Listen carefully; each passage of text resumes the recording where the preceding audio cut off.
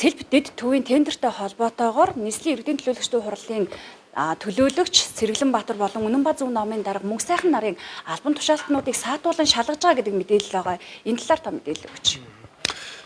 Ер нь бол яг зөвхөн мөрдөн шалгах ажиллагаа явуулж байгаа хэргийн талаарх мэдээллийг мөрдөх байгууллагаас авбал илүү нарийн тодорхой мэдээлэл авах боломжтой. За бохирдын байгууллагын зүгээс ажиллагаанд явуулж байгаа хэргийн талаар мэдээлэл өгөх зөвхөн юу? ГСИД болж та бүхэн өнөөдөр ирсэн учраас тодорхой товчхон мэдээлэл өгье. Авилгалтай тэмцэх газраас Сэлбэдэд төвийн орон сууц барилгын орон сууцны тендер сонгох шалгалттай холбоотой асуудал дээр таны сайн нэр дурдсан эрт холбогдуулаа эрүүгүүл улсгаа ингээ 22-р зүйл 2 дахь заснаар мөрдөн шалгах ажиллагаа явуулж байна. За нэр бүхтэй иргэнийг бол хойшшгүй баримтлах ажиллагаа явуулсан байгаа.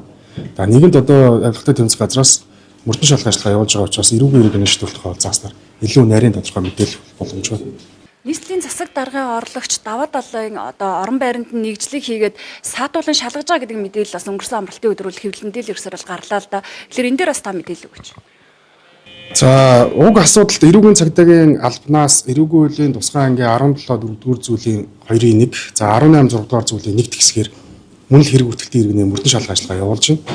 За мөрдөн шалгах ажиллагааны хувьцад бас таны нэр дурдаад байгаа иргэдийн орон байр мөн хуулийн этгээдүүдийн одоо албан өрөө буюу иргэн бэлгүүн болормаа нарын орон байранд бол нэгжлэг хийх ажиллагаа явагдсан байгаа. Мөн хойшшгүй баримтлах ажиллагаа ч явагдсан байгаа.